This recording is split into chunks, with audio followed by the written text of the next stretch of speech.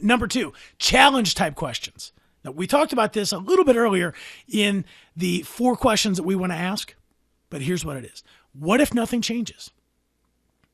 Why is this important to look into?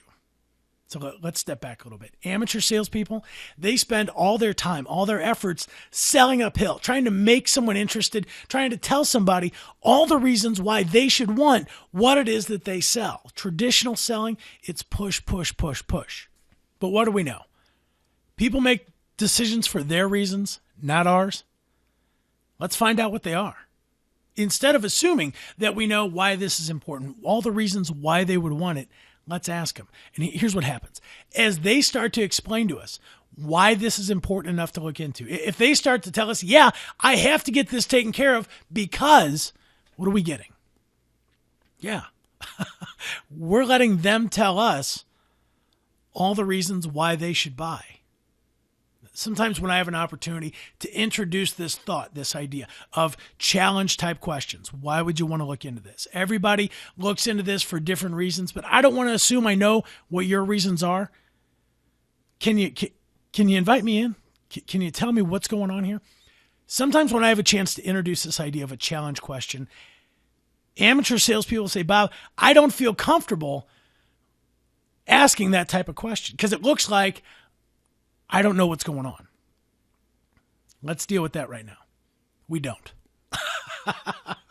All the reasons that we think are important, why they should do it, at best, those are our reasons, not theirs.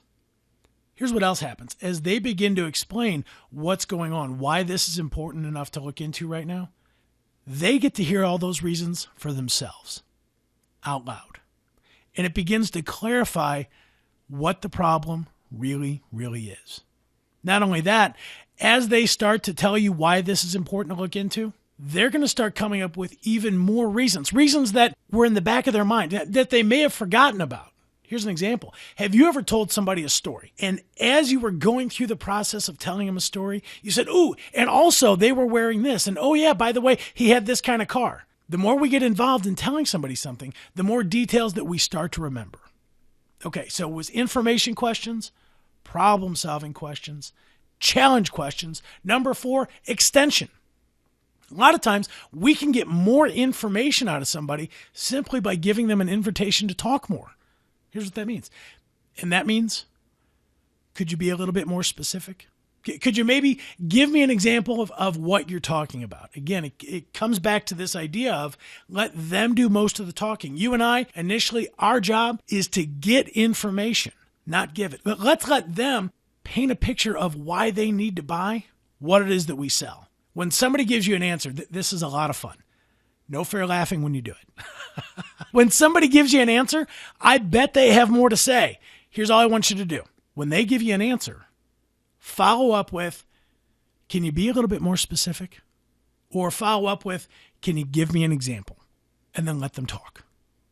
They're going to start convincing themselves that this is important. They're going to start convincing themselves of all the reasons why they need to make a different decision than the one they've been making. Up to this point, the decision they've been making is not to buy from you, not to take advantage of what it is that you're offering. Let's take a look at number 5, combination type questions.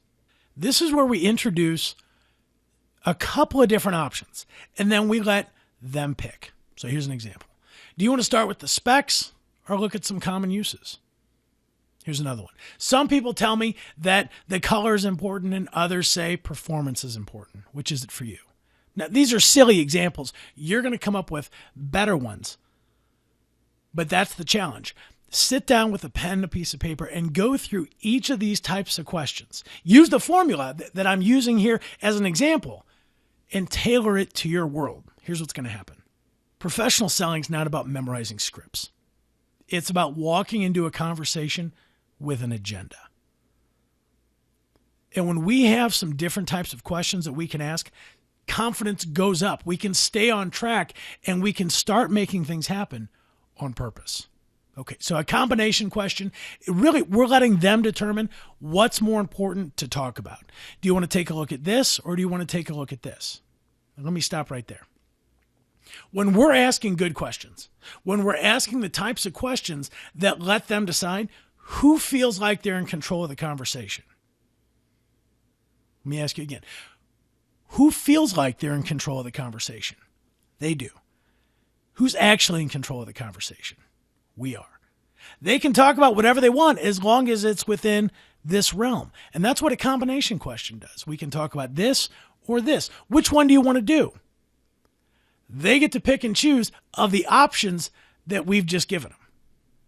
Okay, combination questions, let's keep pushing forward. Priority.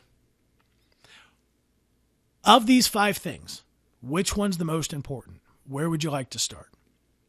One of my coaching clients that I work with right now works with surgeons. He sells surgical implants specifically for the spine, spinal implants.